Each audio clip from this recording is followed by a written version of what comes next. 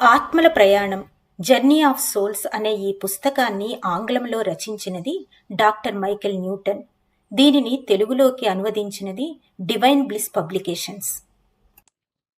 ఈ 25వ భాగంలో 8వ అధ్యాయమైన మన గైడ్స్ గురించి తెలుసుకుందాం. నేను ట్రాన్స్లోనికి తీసుకువెళ్లి పనిచేసిన ఏ సబ్జెక్టు కూడా వ్యక్తిగత గైడ్ లేకుండా లేరు. హిప్నాసిస్ సెషన్లో కొంతమంది గైడ్స్ ఉనికి మిగిలిన వారి కంటే ఎక్కువ స్పష్టతతో ఉంటుంది. నా సబ్జెక్టులను గదిలో వారికి శరీరం లేని ఏదైనా అస్తిత్వం ఉనికి తెలుస్తుందా అని అడగడం నాకు అలవాటు. అలా ఉందని ఎవరైనా చెబితే అది సాధారణంగా వారిని సంరక్షించేందుకు అక్కడ ఒక ప్రత్యేక గైడ్ ఉన్నాడని అర్థం. ఏదైనా ఒక గొంతును వినే ముందు లేదా ఒక ముఖాన్ని చూసే ముందు తరచుగా క్లయింట్లు ఏదైనా శరీరం లేని ఒక ఉనికిని అనుభూతి చెందుతారు. ఎప్పుడూ తమ గైడు గురించి ఆలోచించని వారికంటే సాధారణంగా బాగా ధ్యానం చేసే వారికి ఇటువంటి అనుభూతి కలగడం చాలా సహజం. ఇలా వారి ఆధ్యాత్మిక గైడ్స్ను గుర్తుకు తెచ్చుకోవడం వల్ల వారు ఒక అపారమైన ప్రేమపూర్వకమైన నిర్మాణాత్మక శక్తితో అనుసంధానించబడతారు. మన గైడ్స్ ద్వారా మన జీవితం ఎలా ఎడతెగక ఉంటుందో, మన ఆత్మ ఉనికి ఏమిటో ఇంకా స్పష్టంగా తెలుసుకోగలుగుతాం. మన గమ్యాన్ని చేరుకునే భాగంలో మన గైడ్స్ మనకు సహాయపడే కృపామూర్తులు. గైడ్స్ చాలా సంక్లిష్ట అస్తిత్వాలు. ముఖ్యంగా వారు మాస్టర్ గైడ్స్ అయితే అది ఇంకా ఎక్కువ. ఒక వ్యక్తి విషయ పరిజ్ఞానం ఏమిటో అతని గైడ్ పురోగతి స్థాయిని బట్టి తెలుసుకోవచ్చు. నిజానికి ఈ గైడ్స్ కేవలం ఒకరికే మార్గనిర్దేశనం చేస్తున్నారా లేదా చాలా మంది వీరి మార్గదర్శకత్వంలో ఉన్నారా అనేది వారి పరిపక్వత స్థాయి మీద ఆధారపడి ఉంటుంది. సాధారణంగా సీనియర్ స్థాయి లేదా ఆ పై స్థాయి సామర్థ్యం కలిగిన గైడ్స్ ఒక ఆత్మల గ్రూపు అంతటి పై ఆత్మల ప్రపంచంలోనూ భూమి మీద పనిచేస్తుంటారు. వీరికి సహాయపడే దాని కొరకు మరికొన్ని అస్తిత్వాలు కూడా పనిచేస్తుంటాయి.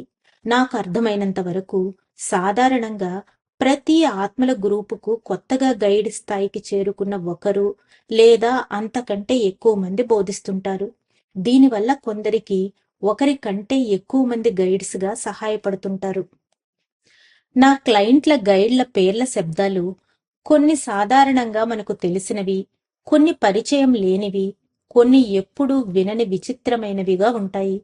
తరచుగా ఈ పేర్లు విద్యార్థితో గైడ్స్ కలిసి జీవించిన గత జన్మలకు సంబంధించినవి అయి ఉంటాయి. హిప్నాసిస్లో వారిని స్పష్టంగా చూడగలిగినప్పటికీ వారి పేర్లను మాత్రం కొందరు సబ్జెక్టులు అసలు ఉచ్చరించలేకపోయేవారు. ఆ శబ్దాలు అంతగా పరిచయం లేనివి. అటువంటి వారికి నేను వారి గైడ్స్ పేర్ల కంటే వారు తమకు గైడ్గా ఎందుకు నియమితమయ్యారు అనే దానిపైన దృష్టి పెట్టడం ముఖ్యమని చెబుతూ ఉంటాను. ఒక సబ్జెక్టు తన గైడును డైరెక్టర్, సలహాదారుడు, బోధకుడు లేదా సింపుల్గా స్నేహితుడు అని చెప్పవచ్చు. ఇక్కడ స్నేహితుడు అనే పదాన్ని జాగ్రత్తగా అర్థం చేసుకోవాలి. ట్రాన్స్లో ఉన్న వ్యక్తి సాధారణంగా ఆధ్యాత్మిక స్నేహితుడు అంటే దాని అర్థం అతను తన ఆత్మ గ్రూపులోని ఒక సహచరి గురించి అయ్యుంటుంది గాని గైడు గురించి కాదు. మన స్నేహితుల రూపంలో ఉండే అస్తిత్వాలు మనకంటే ఉన్నత స్థాయి లేదా దిగువ స్థాయిలో వారు కాదు. మనం భూమి మీద ఉన్నప్పుడు ఈ స్నేహితులు మనకు ఆత్మల లోకం నుండే మానసికంగా ఉత్సాహాన్ని కలుగజేయగలరు. వాళ్ళు మనతో పాటు జన్మించి ఈ జీవిత మార్గంలో మనతో మానవ సంబంధాలు కలిగి ఉంటారు కూడా. నా క్లయింట్లకు వారి జీవితంలో గైడ్స్ పాత్ర ఏమిటో సంపూర్ణ స్పృహతో తెలుసుకోగలగడం నా హిప్నాటిక్ చికిత్సలో ఒక ముఖ్యమైన భాగం. తమ నైపుణ్యమైన బోధనా పద్ధతులతో ఈ గైడ్స్ మనందరినీ విజ్ఞానవంతులుగా చేస్తారు. మనం మన సొంత ఐడియాలుగా అనుకునేవి నిజానికి మన గైడ్స్ సృష్టించినవి అయి ఉండవచ్చు. మన జీవితంలోని కష్టకాలంలో, ముఖ్యంగా బాల్యంలో మనం ఓదార్పు కోరుకున్నప్పుడు గైడ్స్ ఆ ఊరటను కలుగజేస్తారు. తన గైడ్ను ఈ జీవితంలో ఎప్పుడు చూడడం జరిగింది అని నేను అడిగినప్పుడు ఒక సబ్జెక్ట్ ఇచ్చిన సమాధానం చాలా అద్భుతంగా అనిపించింది. ఆమె నేను పగటి కలలు కనేటప్పుడు అని చెప్పింది. ఇంకా ఆమె నేను మొదటి రోజు స్కూలుకి భయపడుతూ వెళ్ళినప్పుడు తాను నాకు తోడుగా నా డెస్క్ మీద కూర్చుంది. మా టీచర్ని బాత్రూంకెళ్లే దారి అడిగేందుకు కూడా భయపడినప్పుడు తానే నాకు దారి చూపించింది అని చెప్పింది. వ్యక్తిగత ఆధ్యాత్మిక దివ్య పురుషులు ఉండడం అనేది మానవుని ఆలోచన ప్రారంభమైన తొలి రోజులంత పురాతనమైనది. మానవ విజ్ఞాన శాస్త్ర అధ్యయనం ప్రకారం పురాతన కాలం నాటి కులదేవతల చిహ్నాలు అప్పటి ప్రజలకు రక్షణ కల్పించేవని నమ్మకం వారిలో ఉండేదని తెలుస్తుంది. దాని తరువాత మరలా 5,000 సంవత్సరాలకు పూర్వం దేశాలు, రాజ్యాలు ఏర్పడడం ప్రారంభమైనప్పటి నుండి ఆయా దేశ అధికారిక దేవతలకు గుర్తించబడ్డారు. ఈ దేవతలు అందరికీ అందుబాటులో ఉండేవారు కాదు. మనుషుల్లో భయాన్ని కూడా కలిగించేవారు. ఈ విధంగా రక్షణ కోసం వ్యక్తిగత దేవతలకు, కుల దేవతలకు, కుటుంబ దేవతలకు రోజువారీ జీవితాల్లో ప్రాధాన్యత ఇవ్వబడింది.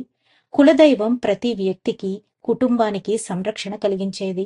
కష్ట సమయాల్లో దివ్య రక్షణ కోసం వీరిని ప్రార్థించేవారు. ఇదే సాంప్రదాయం ఈనాటికి మన సంస్కృతిలో భాగమైంది. అమెరికా సంయుక్త రాష్ట్రాల్లో ఆ చివర ఈ చివర ఉండే రెండు పూర్తి విరుద్ధమైన ఉదాహరణలు ఇక్కడ చెప్పవచ్చు. హవాయియన్లకు అమాకువ కులదైవం. వీరి పూర్వీకులు కులదైవంగా మారి మనుషుల రూపంలో, జంతువుల రూపంలో లేదా చేపల రూపంలో వీరిని రక్షిస్తూ ఉంటారని వీరి నమ్మకం. అమాకువ మనుషులకు సహాయపడవచ్చు లేదా తప్పు చేసినప్పుడు మందలించవచ్చు. ఉత్తర అమెరికాలోని ఇరోక్వియస్ ప్రజల నమ్మకం ప్రకారం ఒక వ్యక్తి అంతరాత్మ శక్తిని వరెండా అంటారు. ఈ వ్యక్తిగత అంతరాత్మ మరొక ఉన్నత వరెండా ఆత్మశక్తితో సంబంధం కలిగి ఉంటుంది.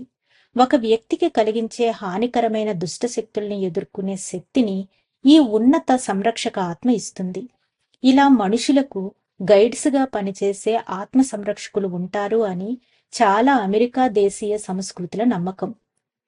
నైరుతీయ అమెరికాలో ఉండే ఒక గిరిజన జాతి నోటిమాట సాంప్రదాయంలో వ్యక్తిగత దేవుళ్ళు ఉన్నారు. వీరు ఆత్మ సంరక్షకులు అని అంటారు. జీవితాలను, జీవించే విధానాలను నిర్ణయించేది కూడా వీరేనని అంటారు. ప్రపంచంలో చాలా చోట్ల ఇటువంటి సాంప్రదాయాలు ఉన్నాయి. వీటి ప్రకారం భగవంతుడు కాకుండా ఇంకొకరు వీరిని గమనిస్తూ వీరి కొరకు పనిచేస్తూ ఉంటారు. తన చుట్టూ ఉండే ఆధ్యాత్మిక శక్తులను వర్ణించేందుకు మనుషులకు పరమాత్మ కంటే తక్కువ స్థాయిలో మానవ రూపం కలిగిన శక్తులు అవసరమని నేను అనుకుంటున్నాను. మనుషులు సాధారణంగా తమకు పరిచయం ఉన్న రూపాలను ప్రార్థించి, ధ్యానించి కావలసిన ప్రేరణ పొందుతుంటారు. మనస్సుకు స్పష్టంగా అర్థమయ్యే రూపాలను సహాయం కోరడం మనిషికి తేలిక. పరమాత్మకు ఒక రూపం లేనందువల్ల చాలా మందికి దానితో నేరుగా సంబంధాన్ని ఏర్పరచుకోవడం వీలుండదు. మన మత విశ్వాసాలు, నమ్మకాలు ఏ స్థాయిలో ఉన్నప్పటికీ అందరూ నమ్మేది ఒకటే. ఒకవేళ పరమాత్మ అనేది ఉన్నా మనుషుల వ్యక్తిగత సమస్యలను పట్టించుకొని వాటిని తీర్చేంత తీరిక ఆయనకు ఉండదు అనుకుంటారు. తరచూ మనిషి పరమాత్మతోనే నేరుగా సంబంధం కలిగి ఉండేందుకు తనకు అర్హత లేదు అనుకుంటారు. అందుకనే ప్రపంచంలో ప్రధానమైన మతాలన్నీ ఈ భూమిపైన ఒకప్పుడు నివసించిన ప్రవక్తలు పరమాత్మకు మనకు మధ్య వారధుల్లా పనిచేస్తారని చెప్తారు.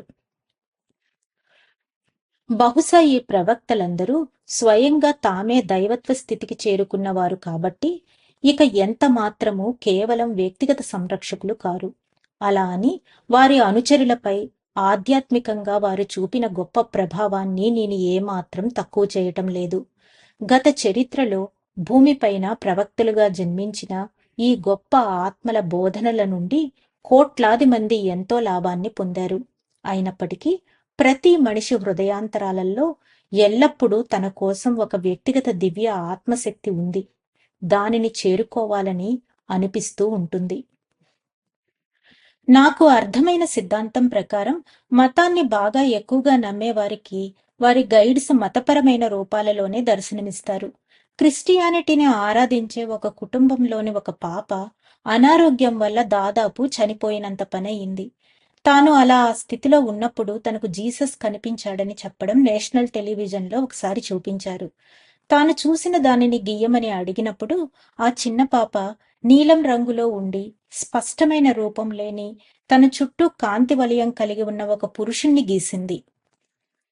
నా సబ్జెక్టులు వారి జీవితాల్లో తమ గైడ్స్ పైన ఎంతగా ఆధారపడతారో, వారిని ఎంతగా ఉపయోగించుకుంటారో నాకు తెలియజెప్పారు.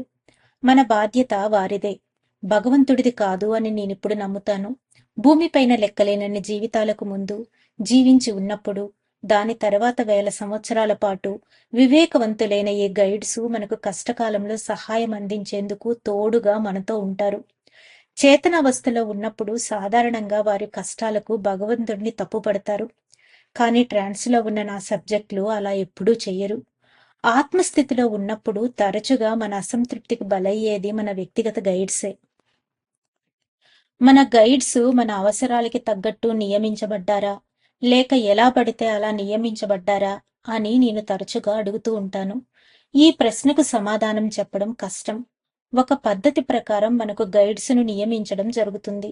వారి బోధనా పద్ధతులు, వ్యవహారాలను చక్కబెట్టే తీరు, మన ఆత్మకుండే శాశ్వతమైన లక్షణాలను మరంత అందంగా అభివృద్ధి చేసేటట్లు ఉంటుంది. ఉదాహరణకు ఇప్పుడిప్పుడే గైడ్స్‌గా మారిన కొందరు వారి పూర్వ జీవితాలలో చాలా కఠినమైన అవలక్షణాల నుండి అధిగమించిన వారు అయితే, వారు అటువంటి అవలక్షణాలు ఉన్న బాలాత్మలకే గైడ్స్‌గా నియమించబడతారు. ఇతరుల బాధలను తమవిగా భావించే ఈ గైడ్స్ సామర్థ్యాన్ని వారు ఇతరులలో మంచి మార్పు ఎంతవరకు తీసుకురాగలిగారు అనే దానిని బట్టి అంచనా వేస్తారు. అందరి గైడ్స్‌కి తమ విద్యార్థుల పట్ల జాలి ఉన్నప్పటికీ, వారి బోధనా పద్ధతులు మాత్రం వేరుగా ఉంటాయి. భూమిపైన ఉండే తమ విద్యార్థులకు కొందరు ఎల్లప్పుడూ సహాయపడుతూ ఉంటారు. కొందరు మాత్రం వారి విద్యార్థులు తమ స్వశక్తితో అన్నింటినీ నేర్చుకునేలా చేస్తారు. కానీ దీనికంతటికీ ఒక ఆత్మ ఎంతవరకు పరిపక్వత సాధించింది అనేది చాలా ముఖ్యమైన విషయం. ఖచ్చితంగా బాగా పరిపక్వత సాధించిన ఆత్మలకు, బాలాత్మలకు అందినంత సహాయం లభించదు. ఒక వ్యక్తికి తన గైడ్ ఎంత తరచుగా కనబడతారు, జీవించి ఉన్నప్పుడు వారి నుండి ఎలా వివిధ రకాలైన సహాయాలు అందుతాయి అనేది పరిపక్వత మీదే కాకుండా, తమ గైడ్స్ ఉనికిని తాను ఎంతగా కోరుకుంటాడు అనే దాని మీద కూడా ఆధారపడి ఉంటుంది. మన గైడ్స్ మగవారికి మగ రూపంలో, ఆడవారికి ఆడ రూపంలో కనిపించడంలో ఒక క్రమపద్ధతి అంటూ ఏమీ ఉండదు. నా సబ్జెక్టులు వారి గైడ్స్ ఏ రూపంలో కనిపించినా అదే వారి సహజ రూపమని అంగీకరిస్తారు. దీనికి కారణం విద్యార్థిని బట్టి ఎక్కువ ప్రభావవంతంగా ఉండేందుకు గైడ్ ఆడ రూపంలో లేక మగ రూపంలో కనిపిస్తారు అనే దానికంటే, వారు ఆ రూపానికి కొన్ని యుగాలుగా అలవాటు పడిపోవడం అని వాదించవచ్చు. కొందరు గైడ్స్ స్త్రీ పురుష రూపాలు కలిసిపోయి కనిపిస్తారు. దీనిని బట్టి ఆత్మలకు నిజానికి ఎటువంటి లింగభేదం ఉండదు అని అర్థమవుతుంది. ఒక క్లయింట్ అవసరాన్ని బట్టి నాకు సరైన సలహా ఇచ్చేందుకు నా గైడు ఒక్కొక్కసారి అలెక్స్లా, మరొకసారి అలెక్సీలా రూపం మార్చి మార్చి కనబడతారు అని చెప్పాడు. నాకు అర్థమైనంత వరకు ఆత్మల ప్రపంచంలో టీచర్ను నియమించే ప్రక్రియ చాలా జాగ్రత్తగా జరుగుతుంది. ప్రతి మనిషికి తన ఆత్మ పుట్టినప్పటి నుండి కనీసం ఒక సీనియర్ గైడ్ లేదా ఒక మాస్టర్ గైడ్ ఉంటాడు. ఆత్మల జీవితం గడిచే కొద్దీ, ఇంతకు ముందు అధ్యాయాల్లో కార్లా గురించి చెప్పినట్లు, మనం మరొక వ్యక్తిగత గైడ్ నుండి కూడా సహాయం పొందడం ప్రారంభిస్తాము. సరైన పదం దొరకనందువల్ల ఇటువంటి వారికి నేను జూనియర్ గైడ్స్ అని పేరు పెట్టాను. ధన్యవాదాలు మాస్టర్స్. 8వ అధ్యాయమైన మన గైడ్స్లో మిగిలిన భాగాన్ని రేపు తెలుసుకుందాం. అంతవరకు సెలవు తీసుకుంటూ పద్మజ.